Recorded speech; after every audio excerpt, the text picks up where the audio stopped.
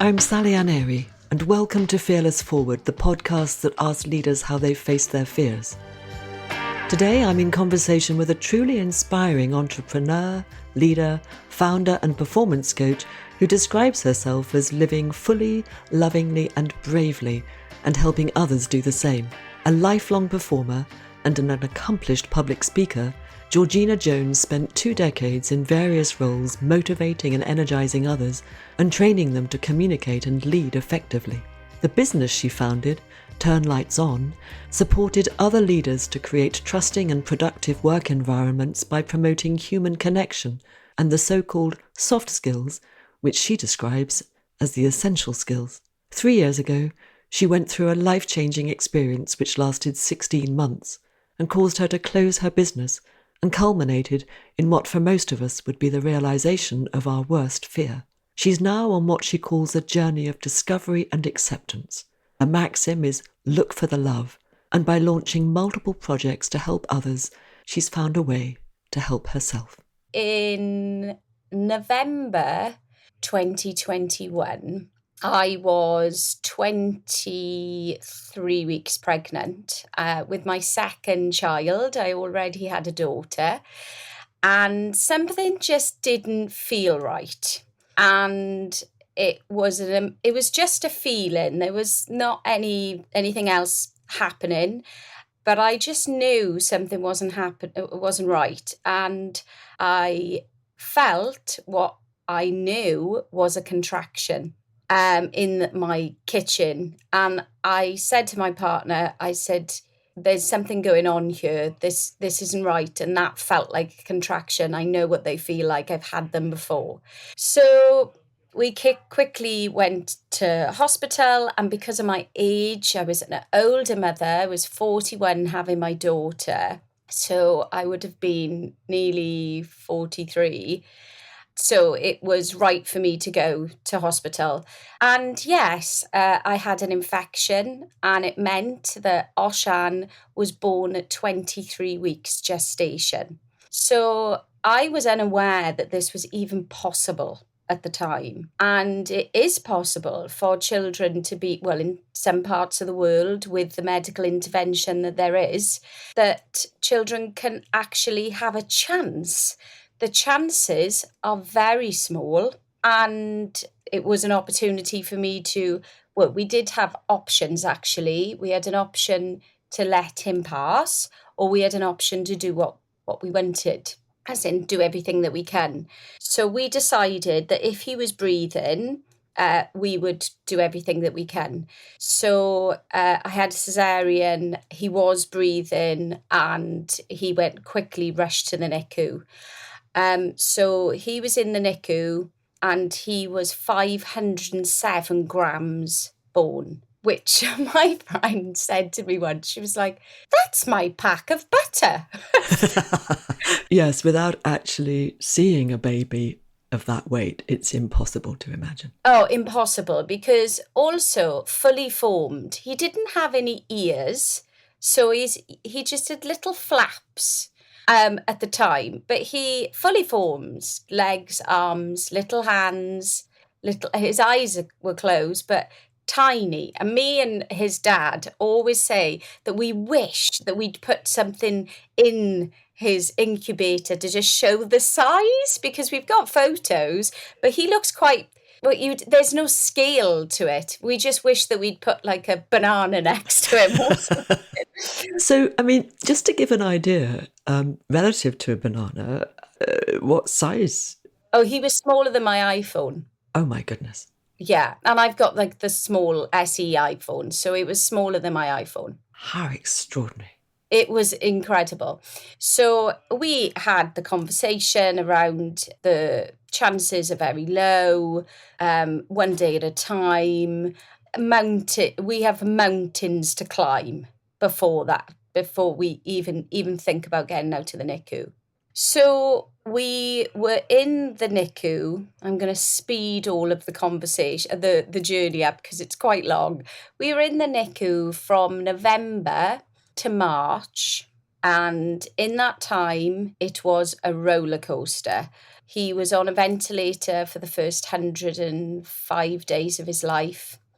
He had numerous bugs because he was so fragile. He had Pseudomonas that nearly killed him. He was growing, but he always had an issue because he was born with chronic lung disease, which is very common for a baby of his gestation because the lungs are the last organ to develop within the womb. So his lungs were very, very underdeveloped. So he always had a problem with coming off the ventilator. But we got to March. He had an operation on his airway to dilate the airway, and he was doing really well. So then we went to our third hospital, and this was May time, and we're still in hospital. So we've been in hospital for months. Bearing in mind, I had a little daughter at the same time. So, and in the NICU, you can't stay there. There's no beds for parents. So it's back and forth the hospital every single day. There was the recovery. My recovery was, I didn't even think about my recovery. There was no feet up for me. It was just straight in looking after this baby. I breast pumped milk for, oh my goodness, I think I stopped in June. So I breast pumped for many months. That is, and I had to do it 8 times a day, once in the middle of the night. And that was, I can't believe I did that, but I just pushed on through doing it. And then, unfortunately, we got to May and we don't know what happened, but he had a really bad infection. That infection, we ended up in intensive care in the Children's Hospital in Bristol. And we were there and we had the conversations. We had the conversations around he might not make it, prepare for the worst. We'd had them conversations before. We'd had many of them conversations, actually. And they tried to just manage our expectations. And Osian never really got the memo that he was born at 23 weeks. He was a force, a total force. So he recovered, as he did, the comeback kid, recovered again. My goodness. He always had a problem with ventilation and coming off the mask. So he'd have like a CPAP mask. And what, unbeknownst to us at the time, he had an undiagnosed subglottic stenosis, which is a narrowing of the airway, which he could have been born with, or because of the amount of times he's intubated, and when you intubate, you've got seconds and it's not a gentle process. So he had lots of scar tissue in his airway. So it was decided that he would be on a tracheostomy. That was the only way that we were going to buy some time. We needed him to grow and we needed him to have an operation on his airway. So because of this, we thought the only way of him surviving was tracheostomy. So he had a tracheostomy from June. For any of us who don't fully understand what that is, would you mind just explaining what that is, tracheostomy? It is a device that goes in, it went in his airway, a little tube that would come out and protrude from the neck. So then he could breathe from his neck, sort of bypassing the airway, really. And he did have he was on a ventilator as well because he needed that pressure. So that meant that we had to learn how to look after the tracheostomy. We had to change the tracheostomy every day, to change his tapes, and also get used to him being a baby with a tracheostomy, which is a challenge because babies are quite handy and they like to fiddle with things and play with things. So, and just for my own sake, as well as the listeners, just to be clear, was Osian still in hospital at this point? Totally, yeah. And so, but what I am hearing is that you were encouraged to directly take care of this. Is that Oh, right? yes. So even from the get-go, when we are in the NICU, you are very much encouraged to have hands-on because that bond is so important. And also, my voice was the most familiar thing to Osian. So I'd read to him all day. I'd read to him through his incubator. And then when he got a little bit bigger, I could have him out. I got to hold him on his 9th day. So when he was stable, I did get to hold him. It took 4 nurses for me to hold him. But all the time he was in hospital, I had to learn to be a nurse, really, administer. He was NG fed as well. So administer milk, look after his tracheostomy, bath him, everything that you would do, but in hospital. So the connection and the bond that you were forming with him, I'm imagining, must have been becoming stronger and stronger. Oh yes. Oh, we had an incredible bond, an incredible bond. I was very hands-on all the time to Dave's distress. My partner Dave, he'd be like, "Do you want to just keep him in the incubator?" Because he was so tiny and so small. But I knew the brain connects with love and attachment, and it needs the brain needs that to develop. So he needed that so much. So I would put my big girl pants on and just deal with it, because I used to think if anything happens, I'm in intensive care. Do you know, I'm in the best place in the world for things to happen, do you know? And you were being encouraged to do that as well. It's not as if you were, Yeah, a lot of parents are very scared of that. A lot of parents are very hands off. A lot of parents, because I wish that I've got it downstairs. His nappy, his first nappy, it was the size of a cigarette packet. It was tiny, and even because there's lots of wires, lots of lines, and a lot of parents wouldn't even change a nappy. But I was adamant that I was going to do this experience because I didn't know if it was going to be his last day. So I'd want to change his nappy. I'd want to do all them things. So you were fully involved from the very beginning. Yes. And as you said earlier, with no thought really for your own recovery from an operation, a cesarean, a shock to the system, out of the blue, you were straight in, devoted and committed to Osian, his well-being, his survival, wholehearted. Very much so. If I think of, say, my nervous system, we're pretty much riding in fight or flight most of the time. And I think my deep motherly instinct just was showing up every day. That selflessness was there every day. Well, I guess it was driving, wasn't it? I mean, it was there and so present that it wasn't listening much to any other needs that you might have. It was everything. It was everything, even down to my wardrobe. I had 7 outfits. I was talking to someone the other day about this, that I didn't need to iron. 7 outfits that I could breastfeed in, that I didn't need to iron, that could all go in the washing machine together, and I just wash them once a week and then rotate the 7 outfits. So I didn't need. There wasn't any extra thought that had to go into anything. It was quite very high functioning in the sense that everything you did was about him. Yeah. So we get out of intensive care. We then have to wait for a care package. So what happens if you have a baby like Osian, which would be classed as a baby with complex needs because of his tracheostomy, because of its NG fed. But apart from that, cognitively, totally fine. Hitting his milestone, like an ordinary baby, sitting up, doing all the...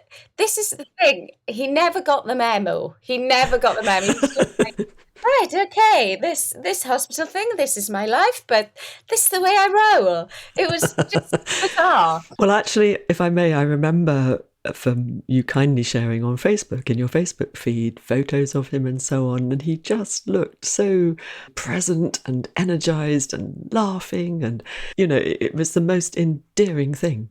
Oh, he was a superstar, a total star. So yeah, we needed to wait for a care package, and the sad thing is, we spent 435 days in hospital with Osian, and a big chunk of that was not because of Osian, was because of the care package, because there is a serious neglect on care, on social care. It's dreadfully underfunded in the UK, and we needed carers or nurses at night because of the tracheostomy. He needed 24-hour care because at any time the tracheostomy can become blocked. I see. So whilst you were able to sort of take care of it and change it and the things that you described earlier, you still needed expert care on hand in case anything went wrong. Is that right? Well, yes and no, as in somebody needed to be with him all the time. So it wasn't, we were allowed, like in the day, we didn't have care, we were fine, but we need to sleep.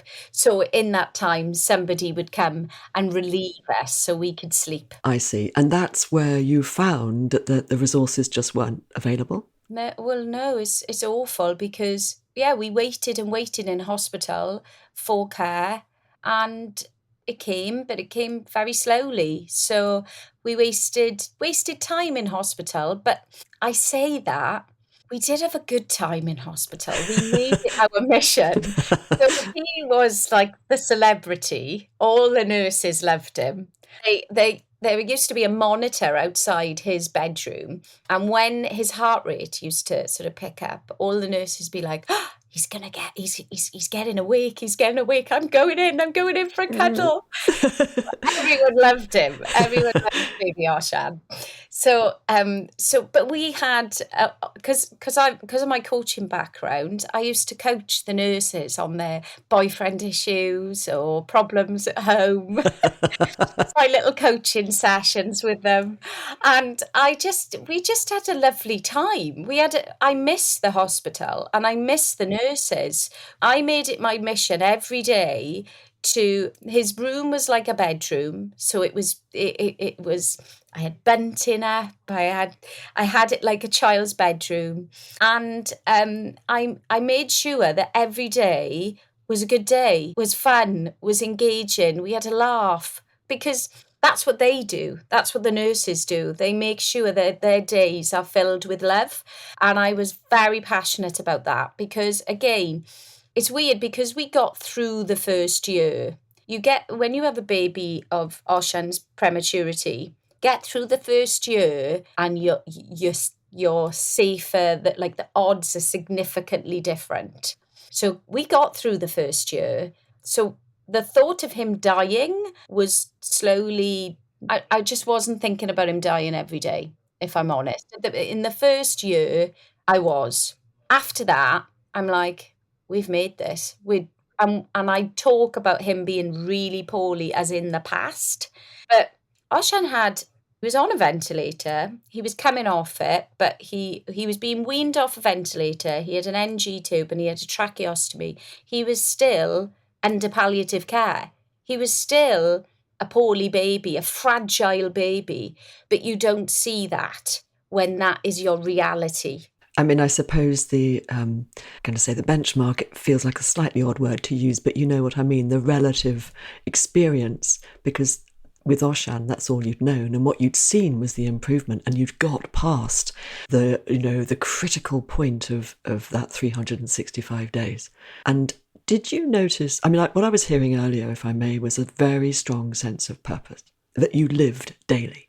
And you manifested this thing in all of your choices, all of your decisions, your way of showing up, your coaching of the nurses, the sense of, camaraderie and collaboration in that, with Osian at the centre of all of this. And then I'm guessing, and I'm hearing, I suppose, is when the year was up, not that the hope wasn't present before, but I'm imagining that somehow strengthened, did it? Yeah, a huge amount of hope, a sense of we've done this, we got away with this, and very much conversations around when he's 3, we'll have the operation, the tracheostomy be out, very much future thinking, very much. It was very in time. Well, actually, we used to have celebratory Tuesdays, me and Dave. In the first year, we'd get to Tuesday and we'd celebrate. We'd have a pizza or, I don't know, a nice bit of chocolate, or we'd celebrate on a Tuesday because we knew we made another Tuesday. And was Tuesday the day he was born? Yeah, okay. Yeah. So every week was a celebration. Yeah. Wonderful. Yeah, every week was a celebration. But then we stopped doing the Tuesdays then because we're like, oh, we've nailed this. Got this sorted. And then he did get to come home. And he came home in the end of January and he died in the March. And in that time when we were home, we did pop back and forth to hospital with, because any infections, if Osian would get a cold, we're probably going back to hospital with that because of his lung capacity, because of his vulnerabilities. So we did dance back and forth to hospital, but yeah, on the 20th of March, unfortunately, his tracheostomy became blocked, and he quickly, very rapidly, went into respiratory arrest and then cardiac arrest. And then we managed to get him breathing again, but he'd suffered significant brain damage. So we spent the last week with him in hospital, and then he died on the 25th. I mean, I know that was the outcome. That's why you're here talking about this today, but I'm so sorry. Me too. I am so sorry. I am just, it's such a real sad, unlucky end to the story, because his life story was so triumphant. If it was a film, he really should have lived, you know? Yes. See it, because he went through so much to live. I seen him go through and endure so much. Many times I said to Dave, I don't know whether this is cruel. I could see what he was going through, and so many lines. His little veins had not many places to put cannulas in because he'd been cannulated so many times. He had art lines. He was cannulated so many times. We had to go in his scalp in the end. He'd have cannulas in his scalp, and he'd gone through so much to live. He'd gone through so much, and that, we always say, it's so unfair on his point, because after all that happened, you know, and I think that's why I live the way I live, and I still have so much light, because I saw someone firsthand grow in front of me. So all the things that I felt with my daughter inside my tummy, I saw them in Osian. I seen him grow I had a front row seat to growth. I seen his ears develop. Do you know, it's incredible. I've seen his eyes open. It's just incredible. And I saw the human spirit. I saw what we go through adversity and challenge, and I was surrounded with it. And to be so close to death, my response is to live, is to absolutely embrace every moment for Osian, but also because I can't take this as a desperate situation, because it cannot be that. The end of the story cannot be that sad. And I feel like I'm still doing the story, if that makes sense. And I imagine you always will be.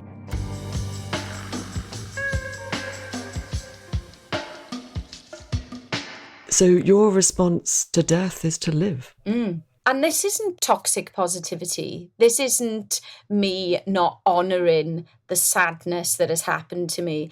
I cry most days. I invite sadness sometimes if I feel that need to sit in sadness and to sit in the unfair thing that has happened to me. I will invite that and I will sit in it. I will honour my grief, but I also honour life, and I honour and embrace the wonder and the joy and the connection that this experience has given to me. And as I'm listening to you now, George, it's such an example of how all of that is part of life. So I guess when I was saying you live your life, what I mean is you allow it all. Everything is welcome. Yes, the whole of life, in all of its richness and all of its sadness and grief and joy. Yeah, because it's if I think of Osian, I just think of joy. I think of the wonderful energy that he had. I had nurses saying such special things about him, of his uniqueness, of the way that he showed up, the way that he was always smiling. He was always such a happy baby, much easier than my daughter. I love her. But me and Dave always say the right one was ill. I know that sounds like really like dark humour, but yeah, she's not got the resilience. She's got many other beautiful qualities, but yeah, he had such strength because he didn't know any different. He didn't. This was his life, and that whole piece around quality of life. He had a wonderful quality of life. He did. And he spent most of it in hospital. And that sounds crazy, but he had so many people that loved him. He had so many people that loved him. And yeah, that care and attention. Yeah, he had a lot of love. He certainly did. And as I said just now, every photo I've seen of him that you've kindly shared, he's beaming, and I imagine there were times when he wasn't beaming, but, the fact that such a tiny baby who'd been through so much had that within him, to really, it seemed completely sort of, I don't know what you might call like a totally clean, unfettered kind of joy in life, regardless of what was going on. So such a marvellous example of the power of love to cut through all of the things. And all it sounds as if all he could see and feel and sense was the love.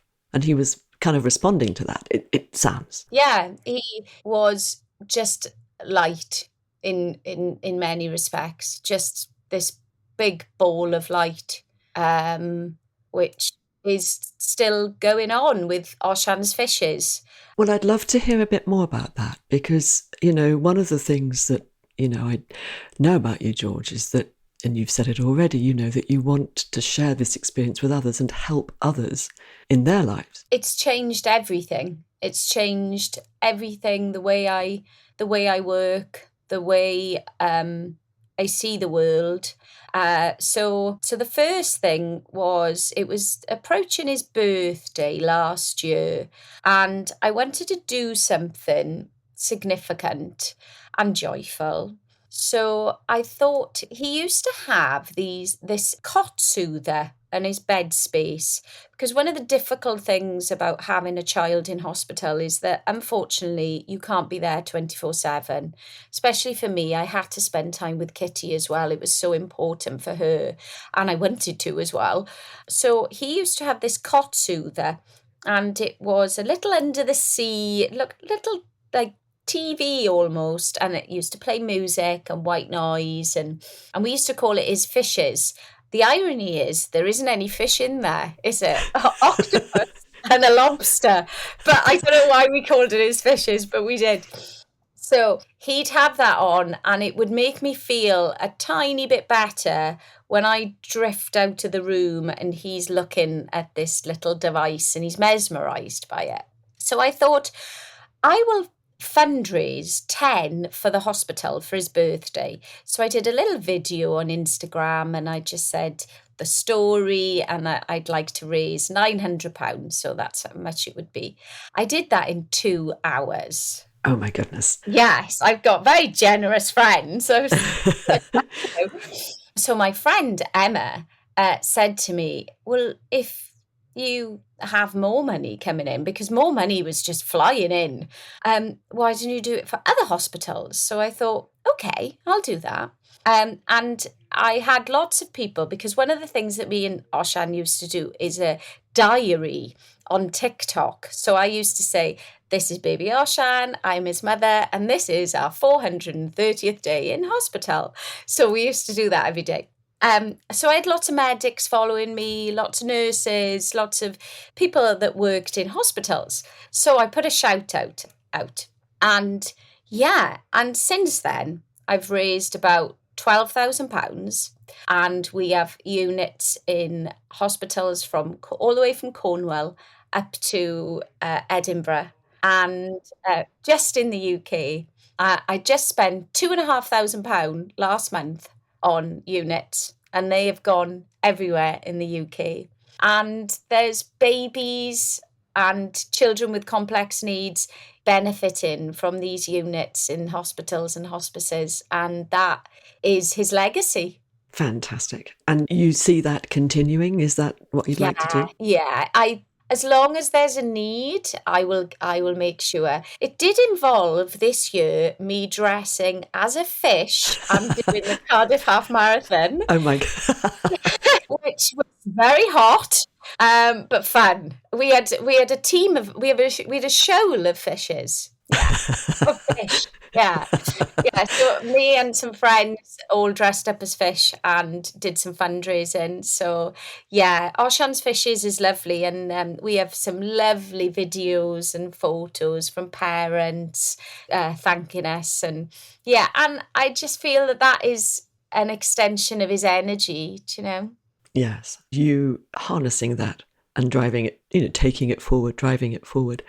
So for listeners, if they would like to contribute to the wonderful cause of Osian's Fishes, where can they do this? Where can they find out? The best place to go would be on Facebook. If you put in Osian's Fishes, it'll come up with our Facebook page, and then the GoFundMe's on there. So we're open for donations, and there's lots and lots of hospitals and hospices that haven't had them yet. So yes, there's still lots of people that could benefit from them. And then the other bit of where grief has sort of gone into my purpose really is one of the things that I did last year when I was in the sort of heaviness of grief, the early days of grief, was had a desire to dance, which sounds weird. Well, yes and no. I mean, tell me more about the desire to dance. It was something that I just wanted to get on the dance floor, and as in disco, as in a nightclub. I wanted to get on the dance floor and dance. So Osian died in the March, and in the June, me and Dave were in Ibiza in Pasha on the dance floor. and I was going out with my friend Leah. And we both have experienced significant loss. She lost her brother and her sister in the same week. And we both love going out and dancing. So last year, when was it? I can't remember when it was now. The first one was October. So this year, we thought, wouldn't it be interesting if we did a grief disco? So a disco for people that are grieving, to give them a permission slip for joy, which is something that a lot of people grieving need because they feel guilty about feeling joy. Is there more than 2 people on the planet that would like to do this? Or are we just going to create a night for just us? And lo and behold, there was more people. So in October this year, we created Cardiff, and I think probably the UK's first grief disco. I think there's been other things like it, but they're quite rare. And we had about 50 people join us, and it was incredible. And lots of people came on their own. Lots of people wanted a place to honour the person that's died and also celebrate the person that's died. It was a celebration of that person, and also an opportunity that if you cry, you will not be ushered to the toilet. You can cry on the dance floor because everyone knows how you feel, and it's totally fine to have tears, to have joy. Again, going back to what we were talking about, all is welcome, and we hold that space for people. And what a relief, I'm imagining you, what a relief to be in a space with people who get it. Yes, yeah. And we have a rituals room where people can do ritual, can honour the person. We have a memory tree, some quiet, reflective spaces. So it's not forced fun. If people want to come and just sit quietly, but be amongst people that can hold them, that's fine. But if people want to do a moonwalk on the dance floor, that's fine too. It's a wonderful sense of sort of liberation and freedom, of just being able to show up and be yourself. And as you mentioned earlier, and without any sense of guilt. And why should there be guilt? And yet it's what can sometimes happen. So you're giving permission to show up and let it all out through the body, through the dance, the body expressing itself. And I guess, not that I'm remotely an expert in this field, but my understanding of this is that grief is held in the body, and it needs to find its way out in whatever way that is. It might be in screaming and crying, but dancing as well. All of the things, whatever enables it to find a path through, a way through, however long that takes, and who knows, right? I wonder if you'd mind, George, if in all of this, and thank you so much for sharing it. I know you love sharing the story, but nevertheless, thank you. In all of that, is it possible for you to put your finger on what you were most afraid of? You sent me this question to reflect on, and this has been a really interesting reflection because the obvious question is death of him dying, and that was always under the surface. It was always under the surface, that the thing I was most afraid of.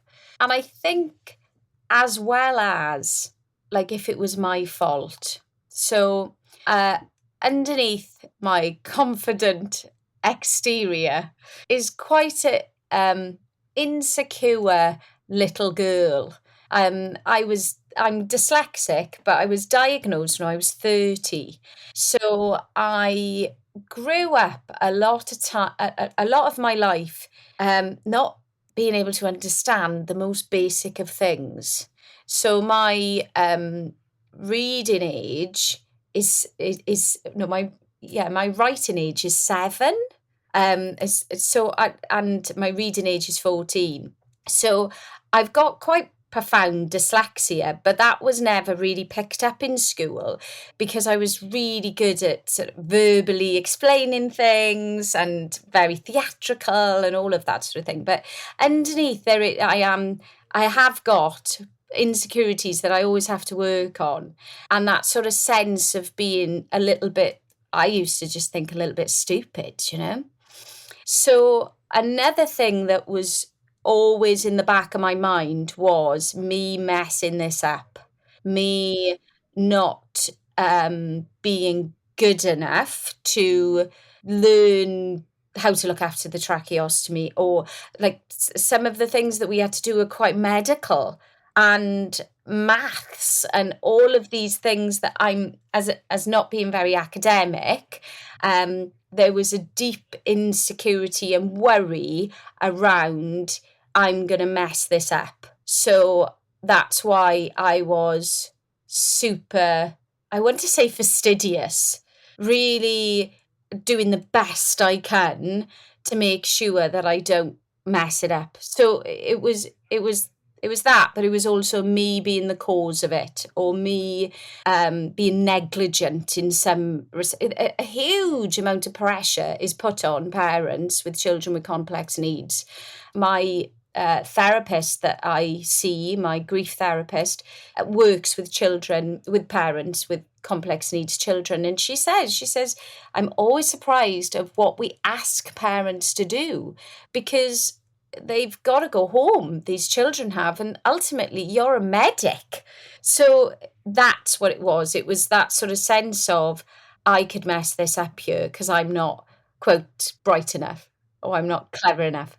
And yeah, so your own feeling about that pushed you, encouraged you, urged you to do everything you could to work with that, to mitigate and, I guess, reduce as best you could the risk.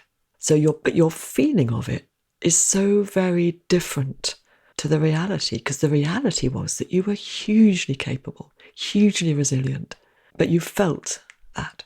Oh, totally. But that's my whole life. That is everything, really. But yeah, that was, they were the two things. They sort of marry together. But yeah, because when I meditated and deeply reflected on, yes, you were worried about him dying, obviously. But what was the real? I really wanted to peel some layers, and that's what good enough piece, not bright enough, not clever enough, enoughness. And how brave of you to look that in the eye, George, and to share it with us here.